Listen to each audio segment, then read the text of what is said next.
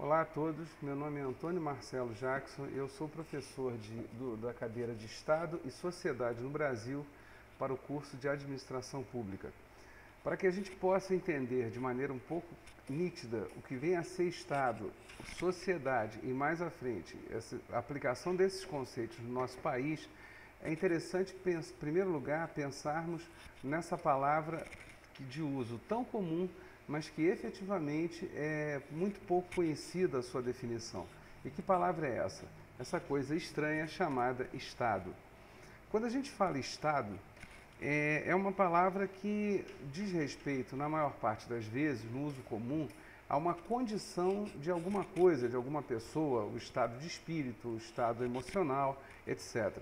Quando a gente fala Estado em termos políticos, essa palavra é historicamente recente. Por quê? Porque desde tempos imemoriais, o que nós podemos perceber é que sempre existiu alguma coisa que nós poderíamos definir hoje como governo. Ou seja, tivemos desde sempre o governante, o chefe, o líder tribal, o chefe do clã, ou qualquer outra definição ou palavra que vocês encontrem. Mesmo na época de Roma ou antes, na época da Grécia, esses governantes, a ênfase na ideia de governante fica clara na medida em que também há um elemento religioso que aparece e que influencia o ato de governar.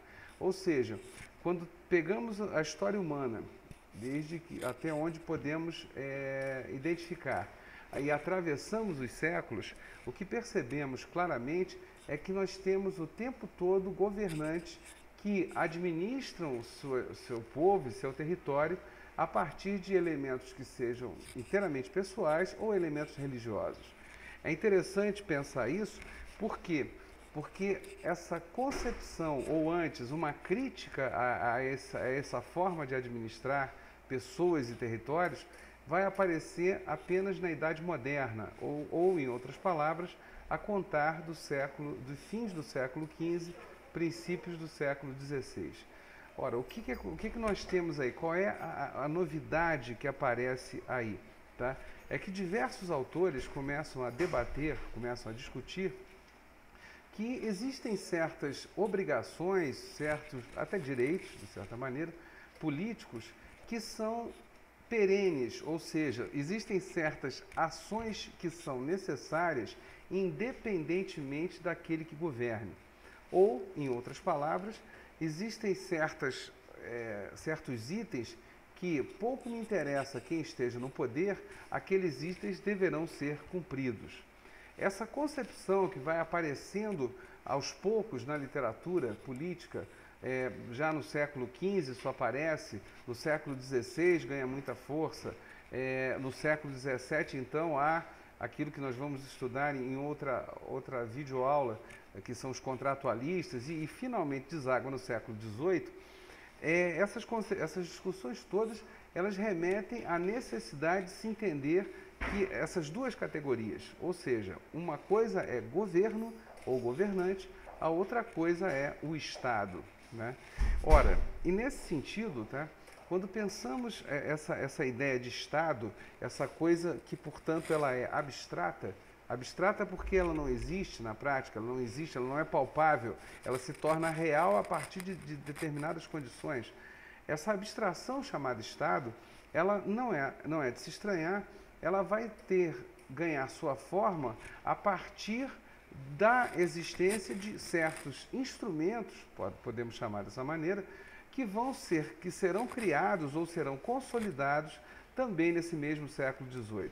Que instrumentos são esses nós poderíamos citar? O primeiro é a existência, de fato, daquilo que nós hoje chamaríamos de Constituição.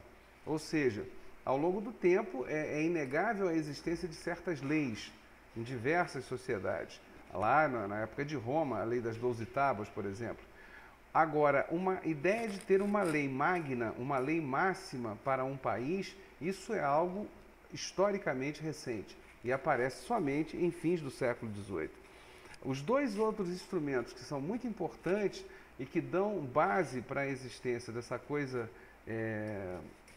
que eu chamo sempre de estranha, chamada Estado, são a economia e a estatística. ambas as áreas foram inventadas no final do século XVIII. A palavra economia, ela vem do grego, significa oikos, e que no seu sentido original era administrar a casa. Quando chega no século XVIII, o filósofo francês Jean-Jacques Rousseau, num verbete encomendado a ele por Diderot e d'Alembert para escrever para a enciclopédia, né, a Encyclopédie, Rousseau chama a atenção que a palavra economia ela adquirira um novo significado. E que significado era esse? A economia não mais dizia respeito a administrar uma casa, mas sim administrar um país. E aí, quer dizer, tanto que Rousseau é o primeiro autor que vai lidar com isso e vai dizer claramente que a economia, na verdade, ela deveria receber o nome de economia política, porque toda e qualquer economia envolveria a administração do país, e envolvendo a administração do país, envolveria necessariamente administrar as condições de seu povo, as expectativas da sociedade e as condições materiais ou imateriais dessa mesma sociedade. Ora, se a economia ganha esse novo significado, isso também exigiu a existência de outros instrumentos. E desses outros instrumentos, o que eu gostaria de destacar aqui é a estatística. Por que a estatística é tão importante para a economia e, por tabela, tão importante para o Estado? Ora, a invenção da estatística em fins do século XVIII é que torna possível uma condição mínima que seja de se estudar qual era a realidade vivida pelo povo, quais eram as condições econômicas, condições materiais, condições, enfim, de pobreza, de riqueza, expectativas em relação à produção agrícola, ou seja lá o que for. De qualquer maneira, tudo isso passaria a ser organizado e tornado claro por meio da estatística. Ora, então, quando temos estatística, quando temos economia, quando temos uma lei magna, uma Constituição, podemos, enfim, ter aquilo que hoje nós denominamos Estado. Então, o Estado repito, como disse agora há pouco, uma coisa historicamente recente. O Estado, do jeito que entendemos, ele tem pouco mais de 200 anos. O que acontece é que esse Estado, inventado nesse fim dos 700, ele vai ter que conviver ali, de uma maneira até forçada, com aquilo que já existia desde tempos imemoriais, que era o governo. Ora, para estudarmos então Estado e sociedade no Brasil, vamos ter que gastar aí algum tempo verificando as diferenças em função dos interesses do que vem a ser um governo, do que vem a ser um Estado. Essa nossa videoaula de apresentação, de início do nosso curso, ela indica já essa diferença. E nas próximas videoaulas nós vamos ver alguns autores, tá, que vão desenvolver bastante essa questão. Alguns que estão na apostila que vocês têm em mãos, como Maquiavel, Lenin, Gramsci, outros que nós vamos inserir, como Thomas Hobbes, John Locke, Montesquieu e o próprio Rousseau. Até a próxima!